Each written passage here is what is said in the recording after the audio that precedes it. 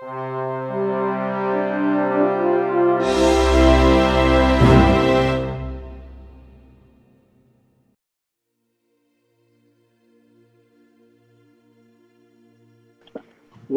to the Astro Podcast. In this episode, we have with us H Darrel Rutkin, a very well-known researcher in the history of astrology. He is currently a researcher at the Ca' Foscari University of Venice. And welcome to the podcast. Welcome. No, thank you very much. It's a great pleasure. So, Darrel, you have a great amount of work done you have been very active in your studies of the history of astrology, I believe, and correct me if I'm wrong, a specialty in late Middle Ages, Renaissance, early modern period. So you have all that area covered, and you have several works on those areas. Exactly. So tell us a little bit about your research interests and what you're doing now. Great, thank you. Thank you so much for inviting me to be a part of this, and I'm delighted that the Astro project is getting going and is going to make a great contribution to the field. So the way I talk about my time frame is 1250 to 1800, and of course that's not comprehensive. I mean, I wish I could do everything within that time frame, but of course that's unrealistic.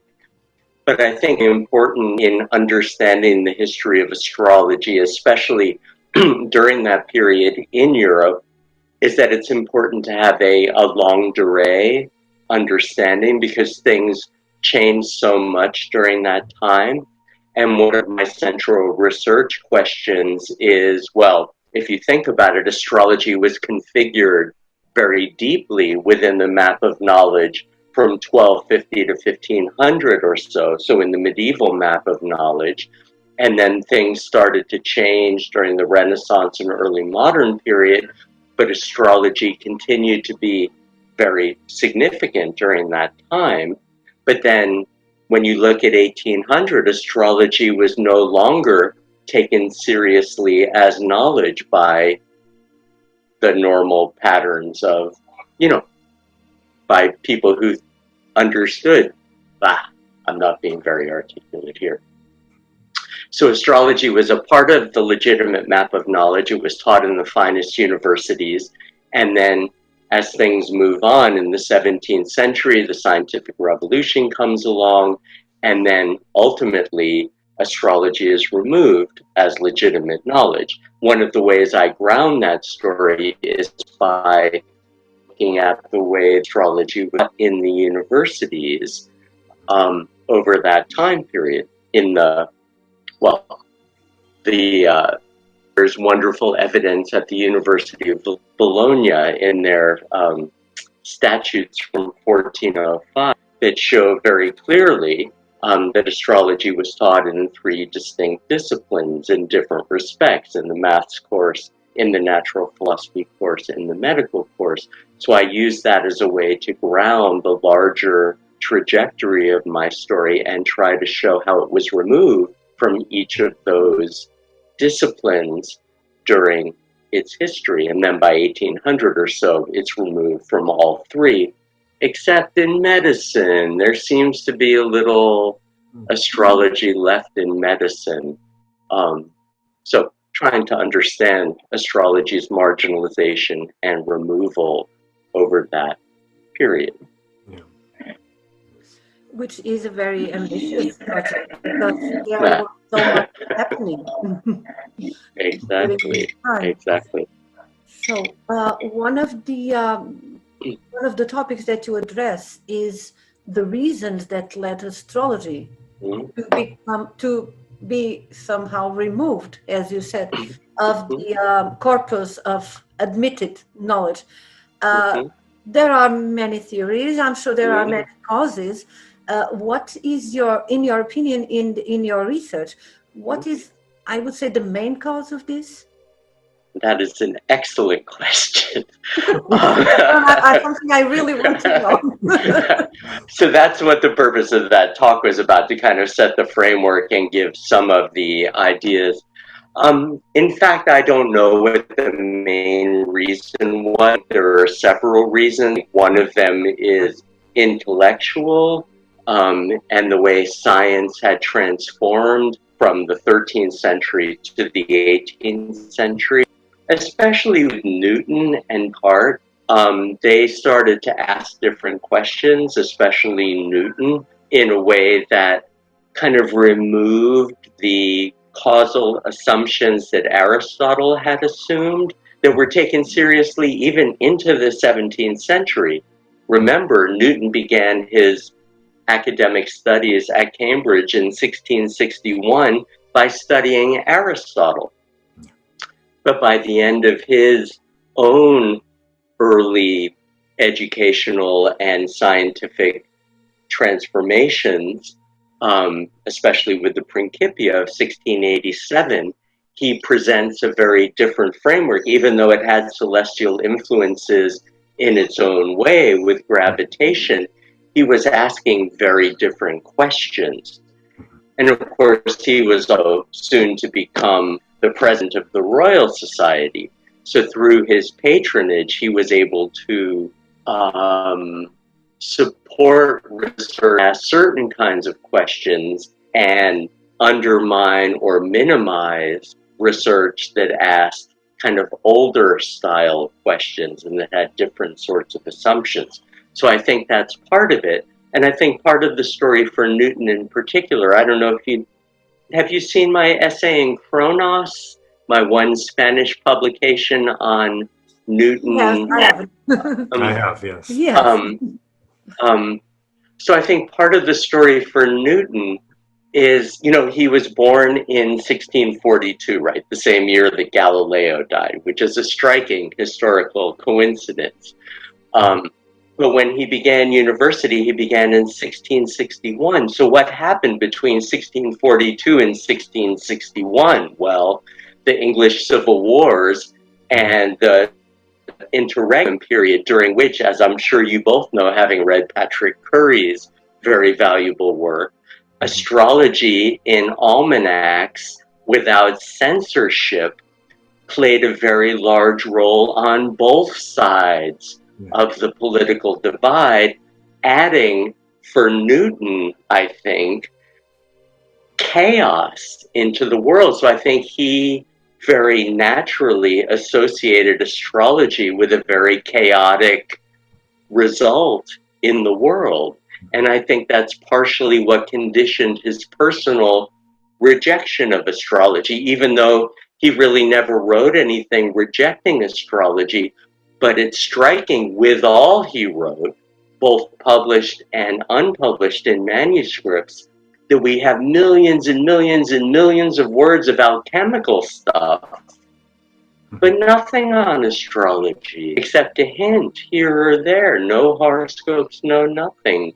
So I think that conditioned his personal rejection of astrology. So I think that's one part of the story.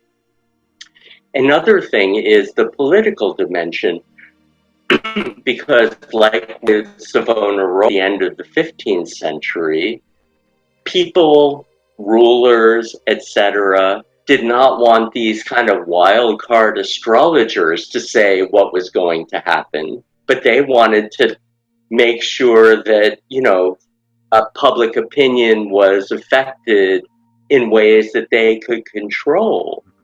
And there were so many astrologers who, had their own perspectives on things. So I think that's part of it too, to control knowledge, to control predictions about the future. And then I think astrology was ridiculed, like, what's his name? Jonathan Swift and Isaac Bickerstaff and John Partridge. That's part of the story too. Yes.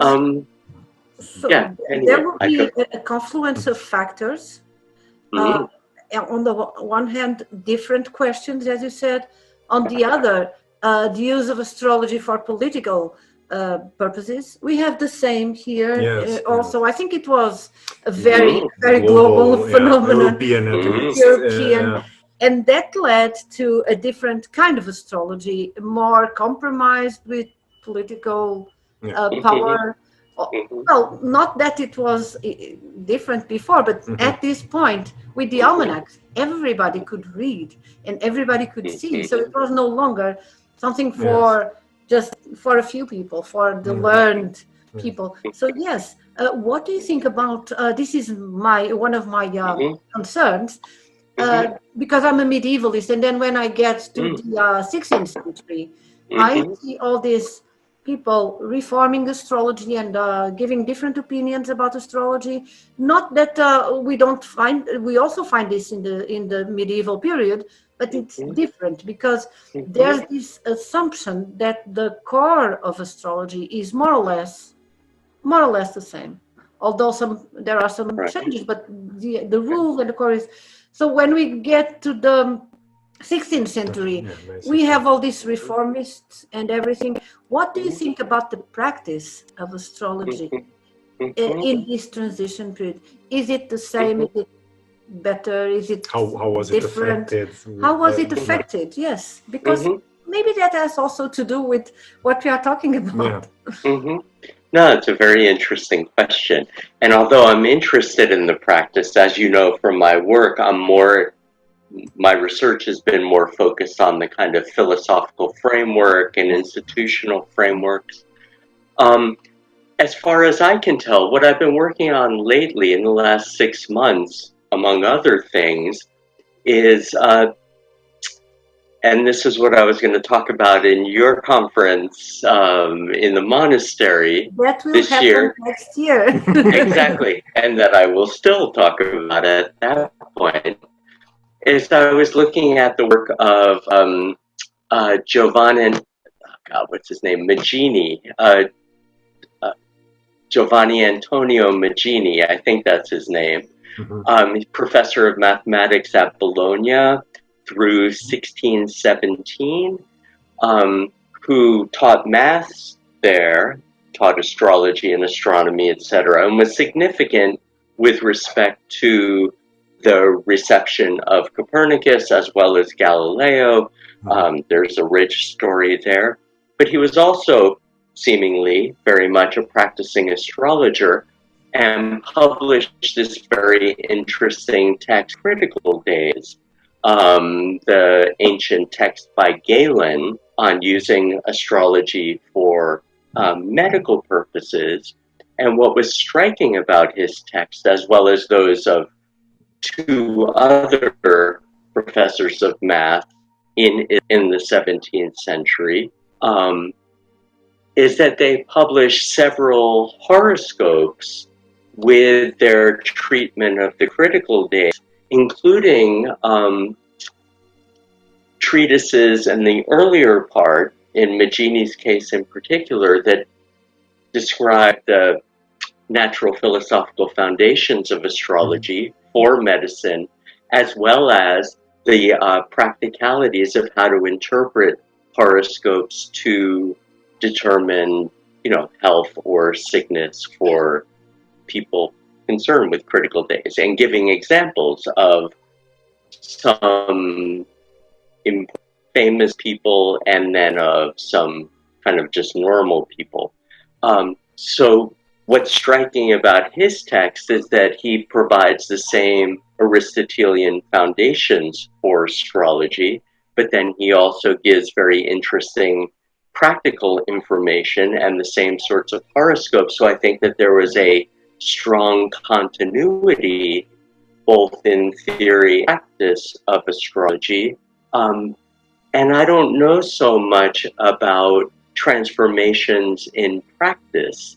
I know a little bit about Pico and his shift from a 12 to an 8 house system, but in fact, I don't know much about transformations in astrological practice. And I assume that's what the Astro Project can really make significant contributions to. We intend to address the techniques, the history of techniques, and the practice. Well, regarding the shifts in practice, we have been observing a lot of things, because Elena has been working mainly in medieval period, late medieval, in the PhD. I've been working 16th, 17th century with the study of the Jesuits and their relationship to astrology. which I hope to have finished by the beginning of next year. Fantastic. With all. What we've been observing is shifts in the inner workings of astrology, in the sense that we have different acceptance of dignities, different use of dignities. At one point, they are not sure exactly how to deal with the minor dignities, the Ptolemaic terms, the triplicities, how to process that. Get to a point where by the early 17th century, we have people who reject completely the use of dignities, because they see it as something which is not rational or cannot be explained by natural phenomena, and so this part of what they call superstitious practices of astrology. But there is a very interesting example. The comet of help me 1618, if I'm not sure. There was a big comet. I think it was three comets. Yes, 3 comets in 1618. The famous comets of 1618, and by then, what happened is that the medieval idea that the comets were sublunary phenomena was questioned. Some astrologers accepted them as sublunary phenomena, and even in 1618, I thought that was exploded by Pico at the end of the 16th. But the idea, there's still a debate, and you can see people who still follow the standard Aristotelian explanation. They're not yet convinced of the fact that they are not sublunary phenomena. What we had is like I think 3 or 4 examples of judgments of the comet by Portuguese astrologers. And some of them treat the comet, they see the comet as a sublunary phenomenon, and the other as a celestial phenomenon. There's one which deals with it as a celestial phenomenon. And this is the question that we asked ourselves was, does this make a difference in their judgment? Does it? It should make a difference. It should, you would think. In fact, it didn't. Because what happens is very curious. What we observe is an adaptation of the standard judgment. So it follows the standard judgment. The comet has a color, I think, and he attributes the color like Mars and Mercury or something. And then, so if it is Mars and Mercury, the one who judges, those who judge the comet as sublunary, they just say it is related to Mars and Mercury, therefore it will have this and this and this effect. The one who treats the comet as a celestial phenomenon places it he calculates it and places it between the orbs of Mars and Mercury. So it's and the judgment is the same. So it is for me, and I think for us, it's an example of the flexibility and resilience of the system. Of course. Things change and they remain the same somehow. No, of course. Yes. And I'm not sure, sorry to interrupt you, but we're still not sure exactly on how this new concepts of cosmos, because then there was all of this debate on cosmology, how they exactly affect the practice, because we do have these examples in which they adapt. So if it's in the sphere of Mars, it has a martial tone. If it's in the sphere of Mercury, tone. Yeah, but then of course. But then there appears to be a more popular practice that we see in the almanacs that doesn't really adapt or change that much. So it's still something to be properly explored. But very interesting. At the same time, we're seeing an adaptation, but at the same time, we're seeing a continuity in practice. Well, it comes at least in a lower level. Exactly. That was what I was going to say. When it comes to more popular astrology, they just continue. No, I mean, I think that's one of the things that's so striking about the history of astrology from antiquity to, I won't say the present day, but through the 17th century at least. Do you know Tamsin Barton's article about Augustus, Caesar Augustus's horoscope where she argues about the extraordinary. Read it, yes. Yeah, no, it's very famous about the flexibility that astrologers show in the rhetoric of astrological judgments. And I think that does go all the way through for lots of reasons. But it's incredibly interesting to really try and give a fine-grained analysis of that, basically from the time of Copernicus's De Revolutionibus through the time of Newton, say, because, you know, there were some significant comets and new stars during that time, and how were they interpreted? Yes. Do you know Matteo Cosci, who's associated with Ca' Foscari here, who just won a I don't think so. Marie Curie to spend some time in the US. He works on comets in Italy in the context of Galileo, and he's interested in the astrological dimension. So he'd be a good person to talk to as well. A young scholar, but very good and very interesting. No, I think that's such a rich area to really cultivate in detail. And that's the thing. You really have to see it in its rich detail, because it's so easy to see kind of the broad framework and see what we saw in the past. But this is a time of significant transformation as well. But what is the nature of that transformation? And those are questions that need to be answered. And it's great that you all are working on that stuff. I think it's very interesting. It was an area which I was not so focused on, and now with research, I've been more paying attention to this, because I'm studying how they're teaching astrology here in Portugal at that same time. So you see these coming into the teaching itself, discussions coming in, and it's quite interesting how the shift in mentality and the perception of the world starts to also change the way astrology is perceived, at least how it works. And in the period that Luis is studying, also the Jesuits were in the southern hemisphere, so they were also discussing how does this work in the south. Yeah, that discussion is also fabulous. A very scientific discussion. Very scientific discussions. How does it work? Do we invert the whole system to accommodate the association, the Ptolemaic traditional associations with the seasons, or not? And then you see those who are working from a theoretical point of view in Europe to say, yes, probably you do, but they are not sure.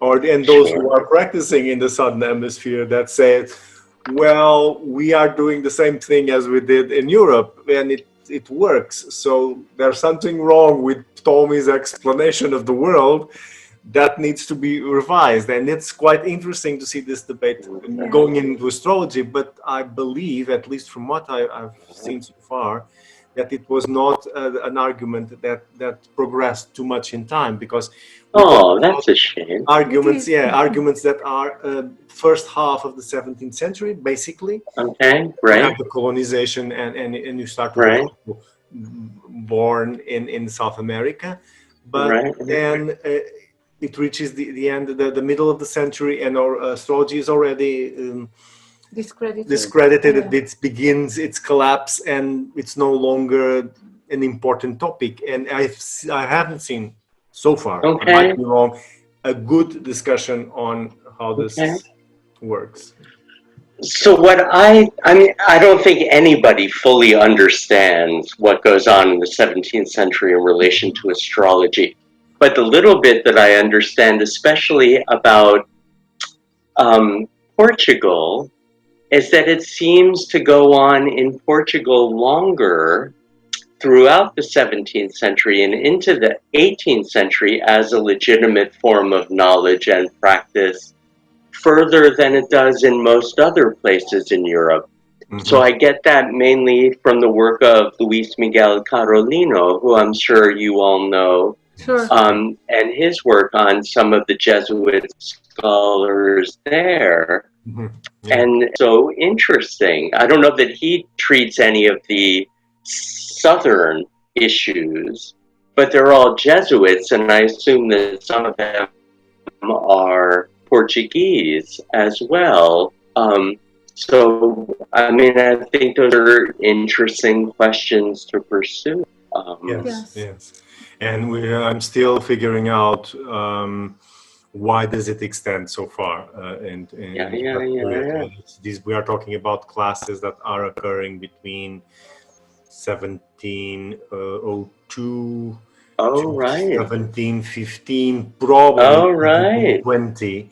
Still not clear because we have which the dates are not entirely acceptable. But it's too late. It's really very late considering the European practice. You bet.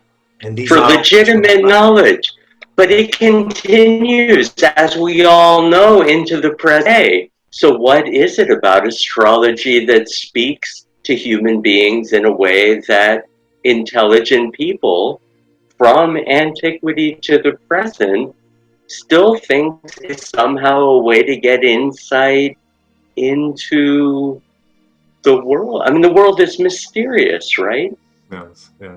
Yeah, and so culturally rich, because some people who are not historians sometimes think of astrology as a practice, which it is, but it's also a way of describing the universe.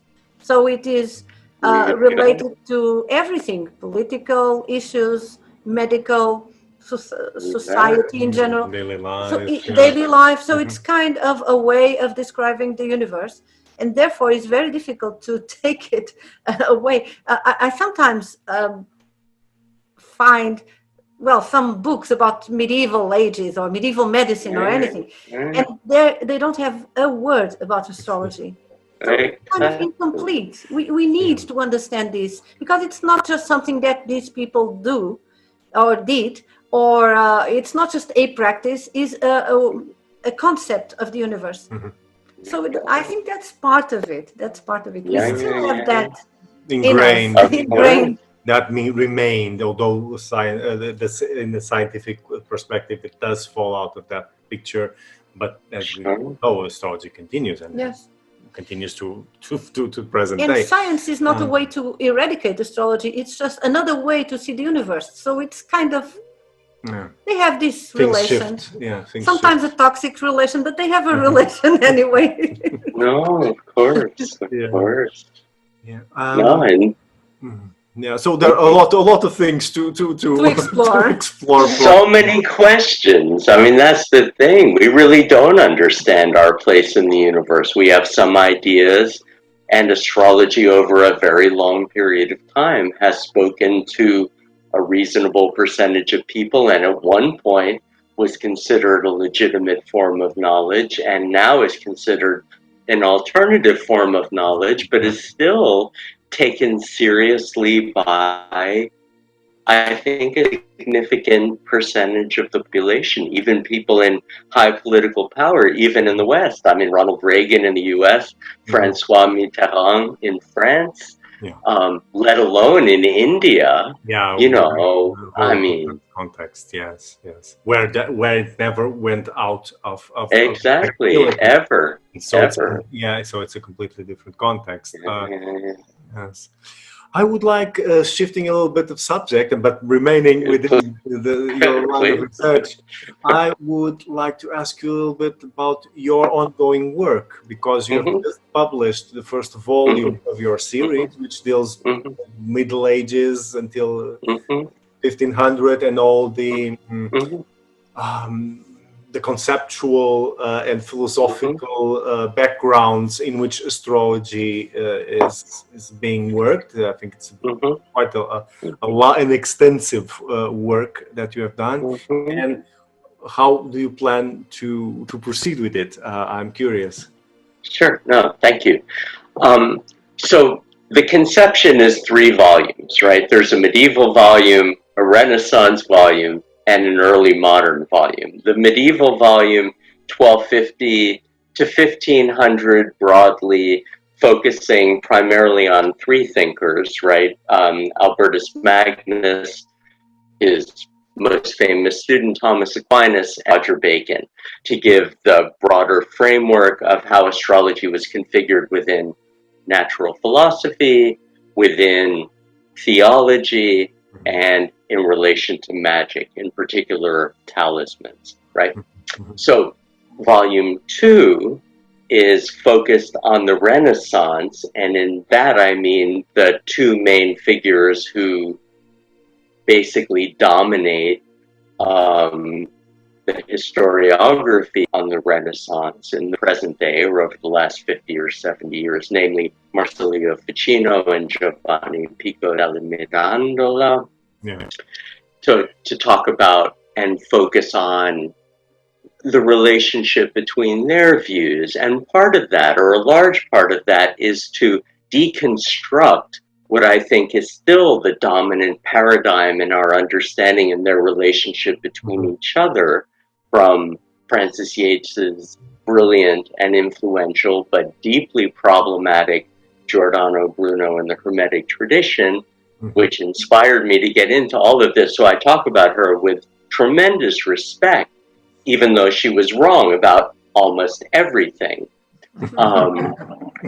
Strangely, but very fruitfully.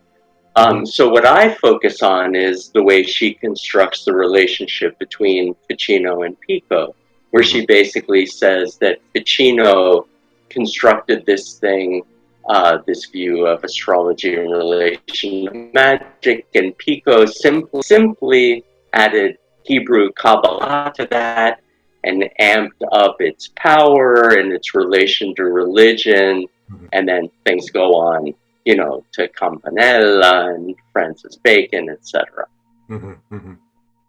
It's a nice story.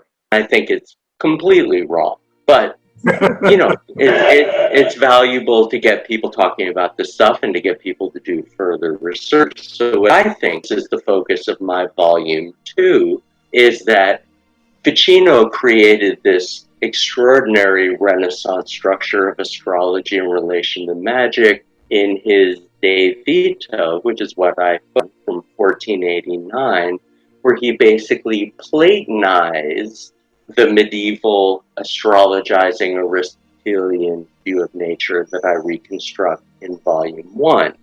One of the primary ways he does that is by animating the universe, making it alive, which was not the case for the medieval thinkers. They thought that the planet as celestial bodies influenced things on Earth, including people, by affecting their bodies with stellar rays, with a view from Alcindi's De Radii Stellarum. But the only way it could affect the mind of a person was indirectly by means of the body. So Ficino, in animating the heavens, and especially the planets, reconfigured that in a strikingly Platonic, and I argue Renaissance way, by arguing that no, the planets were themselves animated, and the souls of the planets could directly affect the soul of a human being. And that subverts profoundly many of the medieval safeguards of human free will, etc., etc. It's a complex story. I can't tell it all here, of course. Okay. But in a nutshell, I think that's what Ficino does, and his configuration, I think, is incredibly radical and really marks the beginning of Renaissance astrology. So how does Pico fit into that picture? So my methodological nature, for better or worse, this is my scorpionic nature. I don't believe what other people say. I'm interested, but I say, okay, show me the evidence, and does that make sense or not? And in relation to Pico, Francis Yates's picture, it just seemed wrong. And then for writing my PhD thesis at Indiana University, 2002, great place to study, great things. I asked the question and assumed the answer, asking what was Pico's relationship to astrology, because there's all this nonsense in the scholarship about him destroying astrology and astrologers not publishing after he published his disputations, which is just nonsense. I mean, just historically, astrologers keep publishing for hundreds of years. So what then was Pico's relationship to astrology? So I asked that question in my dissertation and found out that, in fact, he didn't really care much about astrology in his early period. He seemed to have a kind of neutral relationship to it. He was very excited about what he called natural magic and very excited about Kabbalah. But about astrology, he would use it where he could emphasize what he was interested in, but really didn't seem to care about it. And then 7 years later, at the end of his life, when writing the disputations, he, of course, knew a lot more about astrology and much more about its history, and, of course, was trying to destroy it with every fiber of his being. And, was successful on some level in creating arguments that argued against it, but in fact was not successful in the sense that astrology continued for hundreds of years, still taught in universities, and then, it transformed during the Enlightenment and is now what it is today. But he by no means destroyed it and by no means removed it from its understanding as legitimate knowledge. So in my volume 2, I try and show what Pico's early views were, and then, with its kind of neutral view of astrology, and then reconstruct Ficino's De Vita and show how he uses astrology at every level of that structure in very interesting ways, and that in fact the two projects are completely different, and then show in part 3 of volume 2 how Pico attacks astrology, including certain significant parts of Ficino's construction. I call this their the third Ficino-Pico controversy. There are a couple of earlier ones in their dynamic, but is by no means a simplistic one, and focus on the role of spiritus all the way through in the views of the living universe, etc. Anyway, it's hard to do this sort of thing justice in a few seconds, but it kind of points in the direction. So that's the medieval part in volume 1, the Renaissance part, transformations, and then volume 3 goes from 1500 to 1800, and in that I want to show the continuities and transformations in the medieval view, in the Renaissance contributions, and then ultimately in the marginalization or rejection of astrology from legitimate knowledge in the 17th and 18th centuries. I only have one question. When can we get our hands on it? Volume 2 is coming along very nicely. I hope to have a complete draft by the end of next year when my contract here ends. And then hopefully, God willing, I'll get a next position somewhere where I can finish everything. But who knows? We'll be watching like wolves. No, Yes, I'm really very, very interested. I think we both are. Yes, because that's a very ambitious and very deep also project. Yes, and it's like, how shall I say it? A comprehensive work. So yes, it's important to do analysis of specific events, people, or topics, but also this broad view. Then we have to put it's necessary so that to create context and understand context. And I think since the huge 7 or 8 volumes of History of Magic and Thorndike, that big monolith of the history of astrology, I think we didn't have any kind of large comprehensive analysis of the situation, although of course Thorndike is dated in many aspects, but still is in many topics a source that you must go to in order to build up from there. And I think it lacks in many aspects we lack a little bit this more comprehensive volume. So we wish you the best of success with volumes 2 and 3. We will be waiting eagerly. Yes, you will be. Me too. These are the books I wanted to read when I got into this sort of, and unfortunately it won't be comprehensive because in fact I don't know everything. I wish I did, but I have limited capacities and began this late, blah, blah, blah, but I do my best and try to understand I'm this. sure it will be very comprehensive. And we don't know everything, but this is also part of the charm of the life of a historian. We also always have something else to understand or to discover. It's also. Yes, it is. Yeah. So, Darrel, if I may, thank you very much. Thank you very much for my pleasure. This first interview, and we hope for you to return again, and we can address other topics. I think any of these topics that you mentioned is, I think, highly interesting to develop in itself. Each one would be a podcast in itself. The Renaissance, the Aristotelian influence that tints Western astrology, all of that. I think it should be given its own proper space for a conversation. So we hope to see you again soon. No, I'll look forward to it.